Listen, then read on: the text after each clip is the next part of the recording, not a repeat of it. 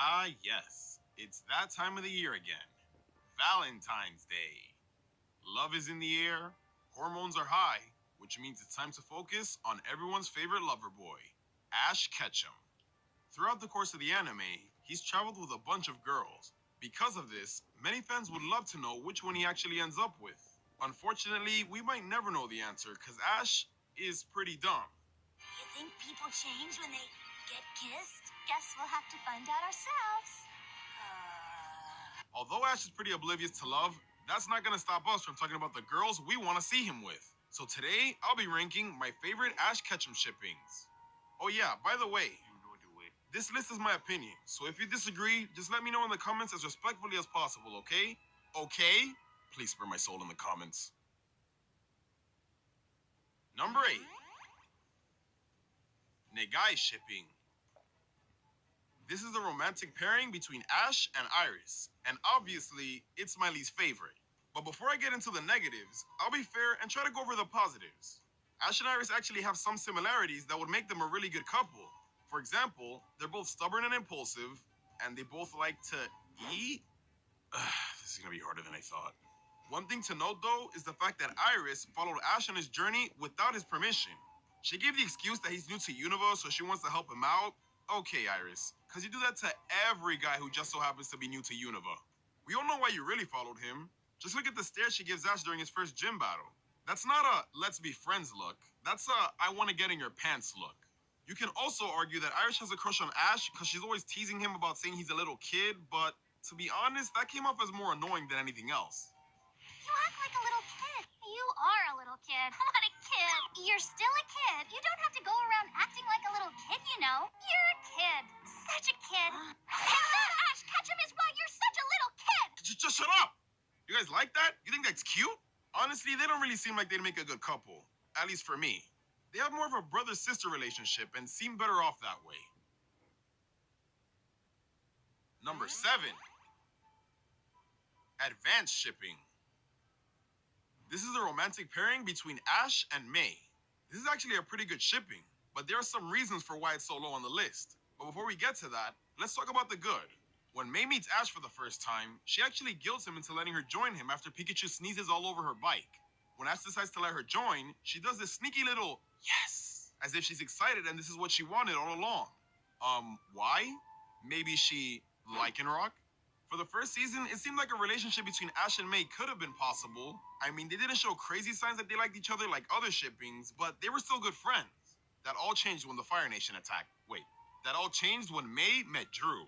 Drew is May's main rival in the Pokemon contests. After his introduction, you see May's possible feelings for Ash gravitate more and more onto Drew.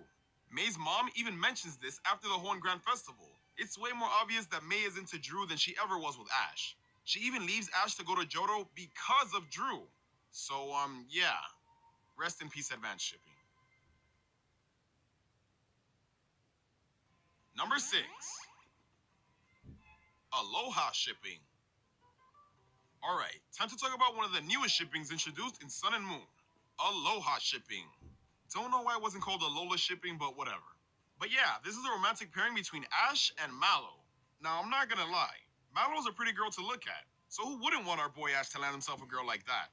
Only problem is, there aren't that much, if any, signs that Ash and Mallow are interested in each other. You can kinda say she's interested in Ash because she holds his hand when they first meet, and she seems super supportive of him during the beginning of the Sun and Moon anime, but as the series progressed, Mallow was just kinda left in the background, so you don't really see if there's any hints to her having any feelings for Ash or not. This is all the writer's fault though, seeing as how they don't really know what to do with her. So for now, it seems like they're just good friends, and that's okay, I guess. At least he has 2 other Alola girls to choose from. Number 5. Blue Angel Shipping. This is a romantic pairing between Ash and Lana. This is another shipping that doesn't really give us that much. Or does it? There's actually a hint that Lana might be into Ash. In one episode, Ash goes over to Lana's house for a fishing rod, and when her sisters see him, they ask if he's her boyfriend, which causes her to blush and deny it. I don't know about you, but her reaction just seemed a little too extra. But this is a Sun and Moon anime after all. This isn't even the only time it's happened though. In another episode, Olivia thinks that Ash and Lana are going on a date, which causes Lana to blush and freak out again. The fact that this is the second time that it's happened might mean that it's a reoccurring joke in the series. Or maybe she secretly does have feelings for him. She was the first of the Alolan girls to meet him after all. Or like I said, it could just be a joke. Number 4. Pearl Shipping. Okay, now we're getting into the totally possible shippings. Although Pearl Shipping isn't as obvious as others, it still seems pretty likely. For one, Ash was really supportive during Dawn's Pokemon contests.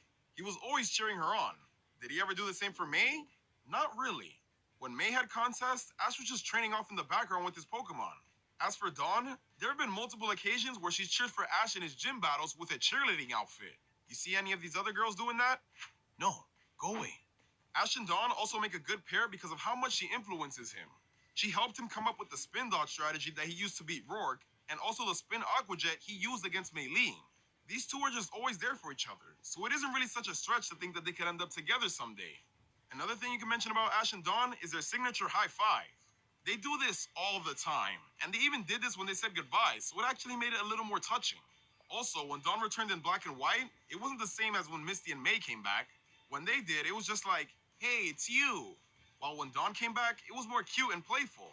And they even did the high five again. Oh my god, so good. Number 3. Aurelia Shipping. This is a romantic pairing between Ash and Lily. Now this is pretty interesting because there aren't a whole lot of signs that show they might like each other, but I really like this pairing. I mean, they both seem to get along pretty well, so that's a start. And out of all of the Alolan girls, Lily is the one that Ash spends the most time with. Mostly because of plot. But that's not the point. Throughout Lily's whole process of trying to get over her fear of touching Pokemon, Ash has always been by her side, always cheering her on and always motivating her to get over that fear.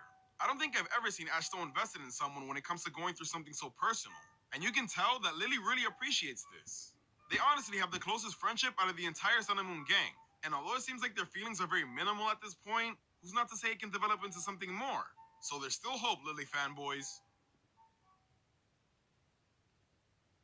Number 2. Poke Shipping.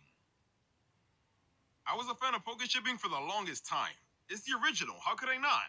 With Misty, it's made a little more clear what her intentions were with Ash. At first she followed him because of the whole bike thing, but as the series progressed, she ended up having feelings for him.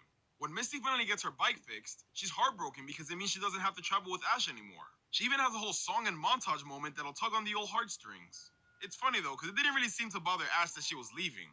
At first. Anyways, Ash and Misty share a lot of great moments together. Like this dance. One of my favorite Poke Shipping moments has to be when they meet Rudy, the Trovita Island gym leader. He starts flirting with Misty and Ash clearly gets jealous. By the end of the episode, Misty chooses to stay with Ash, so Rudy accepts this and tells Ash that he's a really lucky guy. But then Ash gets all stupid again and doesn't realize what's going on. So it's like, do you like her or not, dude? What I love most about Poke Shipping is the fact that they have this sort of relationship where it's like, they can't stand each other, but they also can't live without each other either. And before you say it, don't compare this to Iris. Because at least with Ash and Misty, you can tell that there's something going on between them. So yeah, I definitely approve Misty for Ash. If it wasn't for one girl that's even better than her. Number 1. Fire Shipping. Macy is best girl, okay? I'm kidding, I'm kidding. But since we're here already, let's have an honorable mentions moment for all the other great Ash Ketchum shippings that aren't just limited to his traveling companions.